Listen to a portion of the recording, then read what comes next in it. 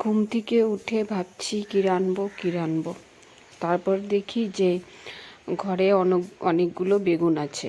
তো সব সময় তো বেগুন ভাজা, তারপর হচ্ছে বেগুন পোড়া, এইসব তো খেতে ভালো লাগে না। তো ভাবলাম তাহলে একটু বেগুন চচ্চড়ি বানিয়ে নিই। আমার বেগুন চচ্চড়ি হলে মাছ মাংস খাওয়ার কথা ভুলেই যাই, এত টেস্টি লাগে। তোমরা যদি আমার মতন একদম সেম প্রসেস করে বেগুন চচ্চড়ি বানাও, তোমরা দেখো আমি কেমন করে বানাবো, এত টেস্টি হয়।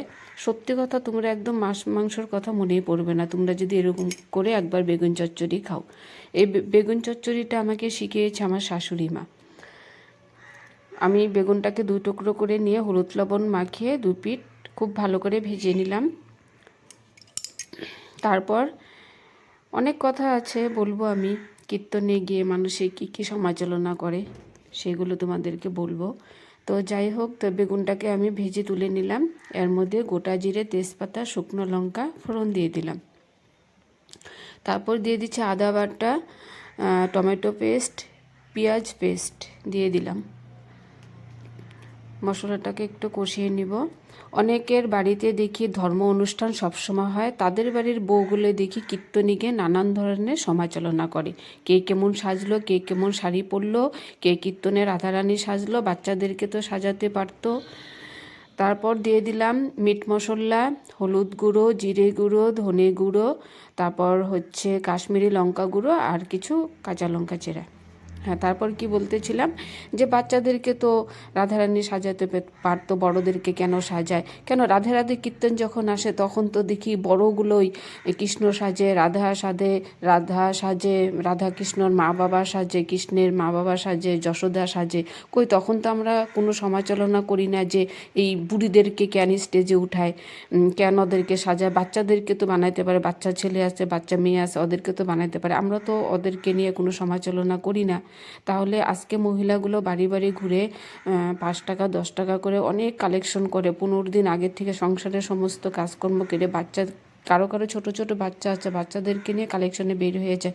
কম কষ্ট করে কমিটি ঘরের জন্য, কমিটি করে দাদা ভাইদেরকে মানে সাপোর্ট করার জন্য মহিলাগুলো এত কষ্ট করে। তো এত কেন সমালোচনা হয় কীর্তনে বসে? যারা নিন্দা করে তাদেরও পাপ, যারা নিন্দা শুনে তাদেরও পাপ। কেন বৎসরে একবার কীর্তন হয়, তোমরা কি ভালো মতন বসে কীর্তন শুনতে পারো না? এখানে কি দুনিয়া সমালোচনা করতে যাও? হ্যাঁ, মহিলাগুলো কীভাবে আগাতে পারবে? একটা মহিলা হয়ে আর একটা মহিলার নিন্দা নিয়ে বসে যায় ওখানে। আরে বাবা, তুমিও তো একটা মহিলা। একটা মেয়ের নামে নিন্দা করা মানে 10 জনের নামে নিন্দা করা। আর ওখানে গিয়ে কি বলছো না বলছো, স্বয়ং ভগবানের কানে তো তোমরা সেটা করতে পারবে না। না, স্বয়ং ভগবান তো সবই শুনতে পারছে যে কি আমার ধর্ম নিচ্ছে, কে কার নামে নিন্দা করছে। আরে তোমরা যে মানুষের নামে নিন্দা করো, সারা বছর যে ধর্ম করো, সব কিছু তোমাদের ধর্ম সব শূন্য হয়ে যায়, বুঝলা? কীর্তন করতে বসে ওই জায়গায় যে নিন্দা করো, ওই জায়গাটাই তোমরা নষ্ট করে দাও। কে কেমন আছে থাক, কে কেমন সাজে, কে রাধারানী সাজে, কে কী সাজে সাজুক, সেটা নিয়ে তোমাদের সমালোচনা করার কি হলো? তারপর দিয়ে দিলাম সর্ষে বাটা। সর্ষেটাকে একটু ভাজা ভাজা করে নেবো। আমি উচিত কথার বক্তা, কারণ আমি কারো নামে নিন্দাও করি না, কারো নিন্দা নিয়েও থাকি না। কিন্তু তোমরা যে কীর্তনে গিয়ে নিন্দা করো না, কে কার নামে কী বলো, আশেপাশে যারা থাকে না তারা কিন্তু শুনতে পায়, সব বলে দেয়। ওখানে কিন্তু অনেক মানুষই থাকে। হ্যাঁ, আর কমিটি ঘরে মহিলাদেরকে নিয়ে যে তোমরা মানে সমালোচনা করো, কই তোমরাও তো কোনো দিন কালেকশনে বার হও না। তোমরা তো কীর্তন দেখতে যাও আর সমালোচনা করে কীর্তন আধা শোনো আর আধা নিন্দা করতে থাকো, ওগুলা নিয়ে চলে আসো। কোনো দিন তো সহযোগিতা করো না যে আমরা একটু কালেকশনে বের হয়ে রাধা মাধবের নামে একটু কিছু তুলে দিই কালেকশন। হ্যাঁ, অষ্টপ্রহর নিয়ে এত আলোচনা কিনছে, রাধে রাধে কীর্তন নিয়ে এত কোনো আলোচনা হয় না। হ্যাঁ, এত কেন নিন্দা চর্চা?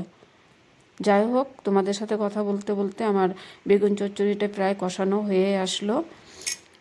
তো তোমরা এরকম করে বেগুন চচ্চড়ি বানিয়ে খাবে, দেখবে হাত চেটে পুটে খেয়ে নিতে পারবে তোমরা। একদম গরম গরম এক থালা ভাত, বাড়ির লোকও কিন্তু খেয়ে শান্তি পাবে। এই দেখো কি সুন্দর একদম কষানো করে, একদম তেলে মশলা ঝালে নুনে স্বাদে লোভনীয় করে বানিয়ে নিলাম। এই দেখো, তোমরা এমন করে একবার বেগুন চচ্চড়ি বানিয়ে খেয়ে দেখো, এতটাই ভালো লাগে সেটা আর কি বলবো। আর এই দেখো, আমার কিন্তু হয়ে গেল বেগুন চচ্চড়িটা।